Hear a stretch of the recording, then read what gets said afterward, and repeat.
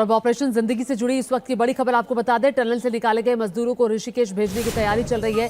AIIMS Rishikesh में होगा इलाज। चिनूक हेलीकॉप्टर से एम्स ऋषिकेश जाएंगे ये मजदूर। तो जानकारी के मुताबिक जो चिनूक हेलीकॉप्टर वहां पर लगातार तैनात किया गया था, अब चिनूक हेलीकॉप्टर से ही एम्स ऋषिकेश जाएंगे, जहां उनका इलाज होगा, उनका मेडिकल होगा।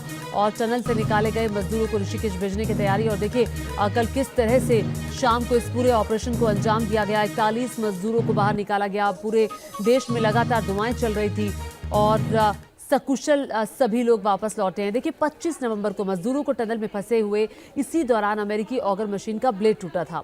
अब मलबे में दबे लोहे में फंसकर ऑगर मशीन का ब्लेड टूट गया था। 2 दिन तक काम बंद रहा।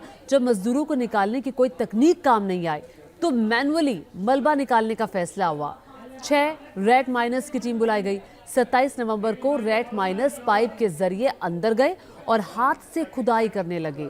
रैट माइनर्स का मतलब है रैट जैसे चूहा कुतरता है, वैसे ही हाथ से कुतर के हाथ से खुदाई वो लोग करने लगे।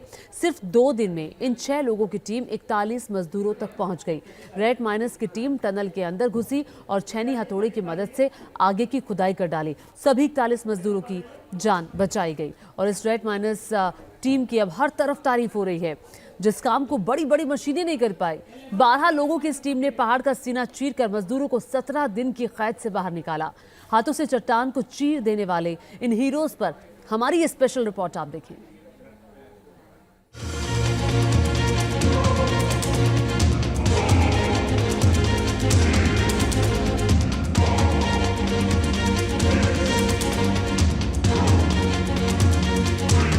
जिस काम को करने में अमेरिकी ऑगर मशीन फंस गई,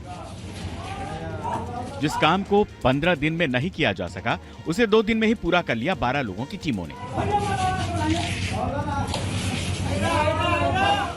ऐसे में पूरा देश जानना चाहता है कि ये लोग हैं कौन, जिन्होंने अपने हाथों से ही चट्टान को चीर कर रख दिया।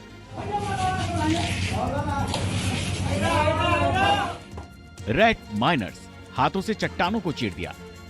सिलक्यारा टनल, जिसमें फंसे मजदूरों को निकालने के लिए हर मुमकिन कोशिश की जा रही थी। अमेरिकी ऑगर मशीन सामने से खुदाई कर रही थी। एक मशीन सुरंग के ऊपर वर्टिकल ड्रिलिंग कर रही थी और तीसरी टीम सुरंग के दूसरी छोर से खुदाई में जुटी थी। लेकिन 15 दिन बाद तक मजदूरों को नहीं निकाला जा सका। पता नहीं मजदूरों को निकालने के लिए कितने प्लान तैयार किए गए, लेकिन हर एक प्लान किसी न किसी मोड़ पर आकर फेल होता रहा। आखिरकार जब सारी तकनीक और मशीनों ने पहाड़ के सामने घुटने टेक दिए, तब मजदूरों के रेस्क्यू के लिए स्पेशल टीम को बुलाया गया, जिसका नाम है रैट माइनर्स।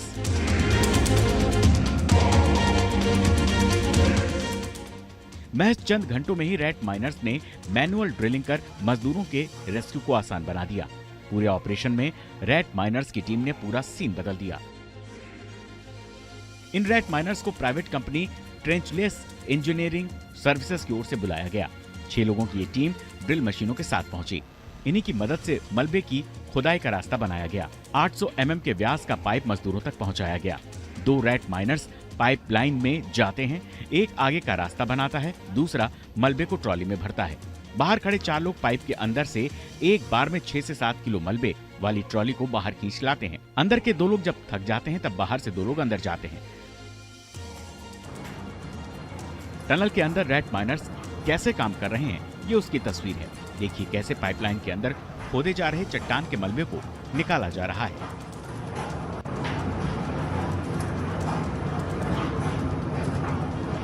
रैट माइनर्स आपको लोगों को बोला जा रहा है, ये होता क्या है? सर ये मेरा टीम है, 28 बंदे का टीम है। 28 जने आए हूँ और रात में कल मैंने चूहा बोरिंग वाले बुलाए, 15 आदमी बुलाए। वही अंदर घुस के वो मिट्टी काटते हैं, फिर अंदर बाहर निकालते हैं, फिर पुशिंग करते हैं। 51 चला गया है और एक 6 इंची का पाइप और है। जो दर्शक हैं वो कल से चूहा सुन रहे हैं। ये चूहा होता क्या है? कुतरने वाला होता है, जिसे कपड़े पड़े कुतरते। सुरंग करने वाले लड़के हैं अंदर, उसका काम यही है। अंदर जाके सुरंग करते हैं, फिर मिट्टी निकालते हैं। इसको वही काम है। अच्छा, मैनुअल तरीके से? जी मैंने करते हैं। आपने क्या किया? अंदर गया, अंदर खोद के टोली खींच के फिर मिट्टी बाहर निकालता है, तो थोड़ा पुशिंग कर जाता है। दिक्कत होती होगी ना सांस लेने में? सरिया आ रहे हैं, रॉड आ रहा है, फिर उसको काट के फिर पुश करते हैं। रैट माइनर्स ने चंद घंटों के अंदर ही चट्टान को चीरते हुए 58 मीटर की पाइपलाइन बिछा दी और उस काम को कर दिखाया जिसमें बड़ी बड़ी मशीनें फेल हो गईं। एकदम ऐसे करके लाएगा ताकि उनका फ्रिक्शन रिड्यूस हो और उनके जब जाएं तो इनका पाइप पे टच ना हो, और ताकि जो पाइप जा रही है वो जो स्ट्रेचर है, वो स्ट्रेचर बीच में कहीं फंसे ना, बिकॉज उसको आराम आराम से धीरे धीरे निकालना पड़ेगा ताकि रोप अंदर फंस ना जाए। ये एक टफ काम हो सकता है सर, आप खींच करके निकाल रहे हैं, लेकिन उसमें पहिए लगे हुए हैं क्या? स्ट्रेचर में पहिए लगाए? पहिए लगे हुए हैं स्ट्रेचर में। अच्छा, हाँ जी। वो कितना समय लगता होगा सर एक को बाहर निकाल? पैनिक नहीं करना चाहिए, ये बहुत ही ज़्यादा क्यूरेटेड ऑपरेशन है, जिसको कहते हैं ना एकदम साहिस्ता तरीके से उनको बाहर निकाला जाएगा। बहुत ही ज़्यादा क्यूरेटेड ऑपरेशन है ये। 12 नवंबर को सुरंग का एक हिस्सा धंसने के बाद 17 दिन से 41 मजदूर सुरंग में फंसे थे। पहाड़ को चीरने की हर मुमकिन कोशिश की गई, लेकिन आखिरकार इस जंग को जीतकर दिखाया है रेड माइनर्स ने। Team news nation.